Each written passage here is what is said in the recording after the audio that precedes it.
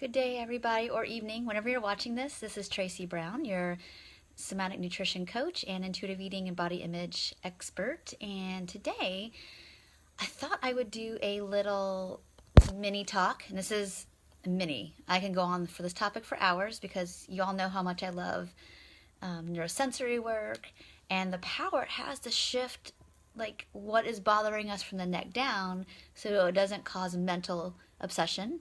And of course, most of us who are watching and listening to this know that we've used a lot of food and body image and mental obsession for years, if not decades, to try to manage what feels from the neck down very uncomfortable. So of course, this is really common. And those of you who work with me individually or even in my Attuned Eating for Attuned Living program know how much I talk about that when you stop restricting or your binging gets less, what you start to notice is that you're going to have more feelings. And some of it you'll notice is situationally connected. A lot of times it's not at all. It's like things can be going pretty well, pretty decently, and you just feel angry. You just feel sad. You just feel scared. And the default, of course, in our systems is to like you feel those emotions or sensations, and the default is to like, restrict or to overexercise, or maybe you shut down, maybe you get in your head and obsess about calories or whatever it is, macros, what is going on in New Year's resolutions, whatever, and recognize that there is just some little or big wound there that needs your attention. So therefore, I wanted to talk a little bit about one of my favorite books because I really just wanted to jump right into the topic of instead of the word cope, I've never liked the word coping with emotions. It's just like, it kind of makes it all sound bad that we have them in general, because I think that they're all messengers, personally. Do I think that we can ruminate and create more negativity? Totally. We can do that. But I think that and most of us have been trained to like, okay, well, don't have, at least for me, don't have too much emotion. And certainly, you don't really have much to really be angry about. And, what are you scared of? And, well, you can be sad, but don't be sad for too long. And happy, well, happy's good, but don't be too loud about it. At least, that was my early experiences. That's not the case anymore. And so I had to undo a lot of that. And I had a lot of suppression, a lot of repression.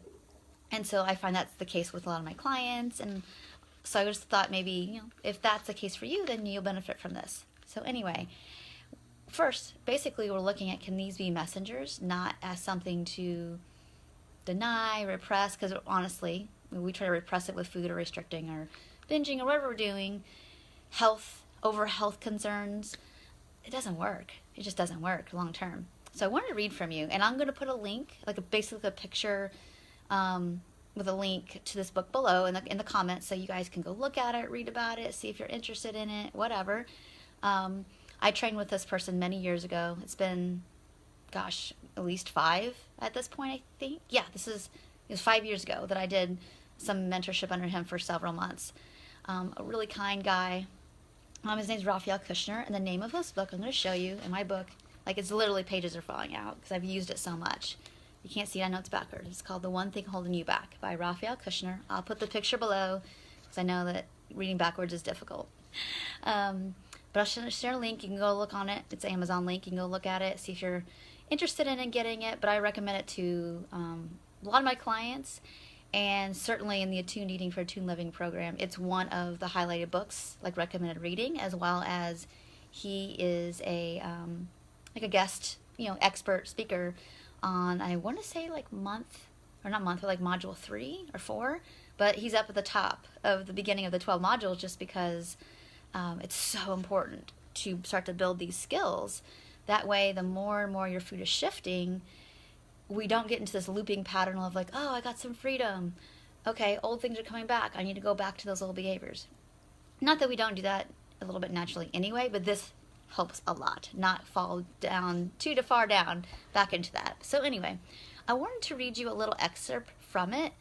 And I really didn't even do this research. I literally thought of this to do this video literally 5 minutes ago. It wasn't I always have some ideas for videos, but I kind of go with what's pushing and leading me to this is what needs to happen today. So, I don't take credit for all the topics sometimes. So I pulled this book off the bookshelf. I sat down on my little chair here.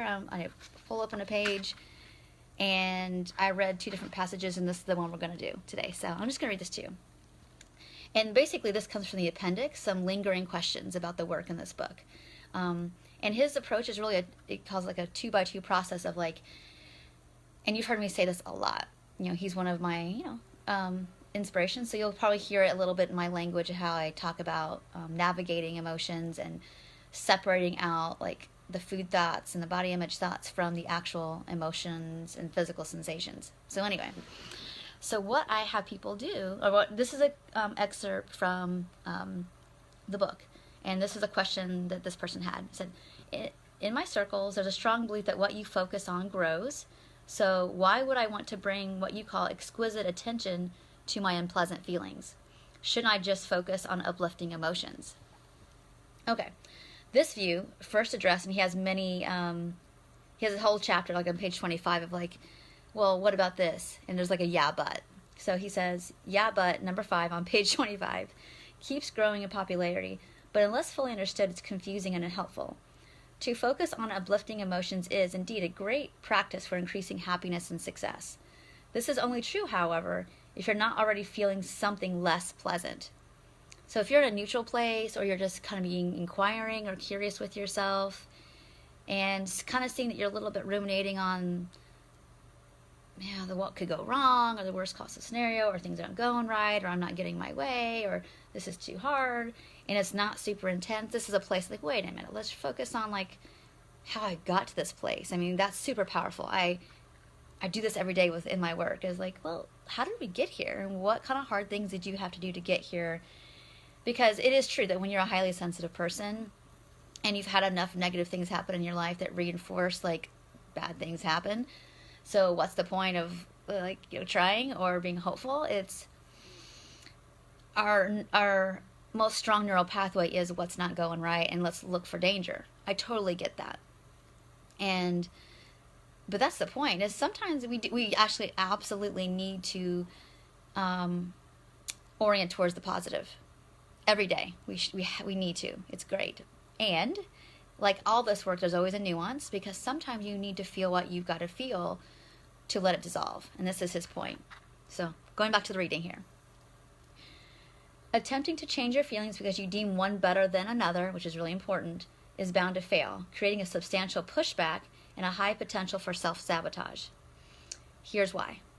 Unpleasant emotions remain harmfully in your body, this is the work I do, until felt and released via the 2x2 process or something similar. So I do his work plus a big mashup and mix-up of all the somatic work I've ever learned to this date.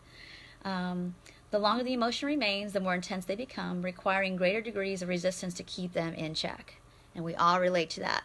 It's like the more you feel uncomfortable, the more you don't like what you feel, and the more you run from it, or repress it, or deny it, or do behaviors to try to get away from it, the more powerful it gets and the longer it lasts. Okay, in which in turn saps, okay, let me go back to my page here. The more intense they become, requiring greater degrees of resistance to keep them in check, which in turn zaps the very positive energy that you're trying to increase. It takes a lot of energy to deny how you feel. Therefore, you can't wish unpleasant emotions away, nor can you just ignore them. Attempting to transform unpleasant emotions by focusing on their opposite is like building your dream home on a volcano. Love that. My advice, this is what he says, my advice in this regard is always plain and simple. When unpleasant emotions are present, begin by feeling your way to expansion. Then, only then, focus your attention on what inspires you. Proceeding in this order ensures that you'll achieve maximum benefit from your efforts. So, hope that was simple for you. Now, you all know that in my work, especially those of you who work with me individually, that I don't make people stay in sensations that are going to be overwhelming or are going to cause you to check out or have any, there is a limit to that. And so that's where, the benefit of working with somebody who knows how to navigate that really, because it's very, very nuanced and delicate work. So he's right. And you kind of have to know your edges about how much you can do. And this is really, really good advice. And I'm going to put the nuance, because if you do order this book, know that, like, there might be places and times and circumstances where we need to go slower than even this. And all know my advice is we only go as fast as the slowest parts of us can go. So this is a little bit of a taste of what some of the somatic work is like when you combine it with intuitive eating and recovery work. So I hope this video was helpful. I hope the instruction was interesting for you. If you like this, please let me know, because I would love to do more little mini teachings like this. I mean, this is really in-depth stuff that it took me decades to learn, and if I can shorten your learning curve, that's why I do what I do. So if this was helpful, please let me know. Please share it with a friend that you think, like, oh man, you need to hear this. Like, this was cool. If that's the case, please let people know, and I really appreciate that. I will put a link below with the cover of the book, so you know what it looks like if you go to search for it. And I hope you have a really great day, and if you have more questions about this topic, please let me know. But most importantly, put this stuff in action. It really will teach you a lot, and there's a high probability, if done frequently, even daily over time, that you're going to start to see your freedom around your food and your fears about food, see that expand and really increase. So it's exciting work. So thank you so much for watching, and I'll talk to y'all soon. Take care.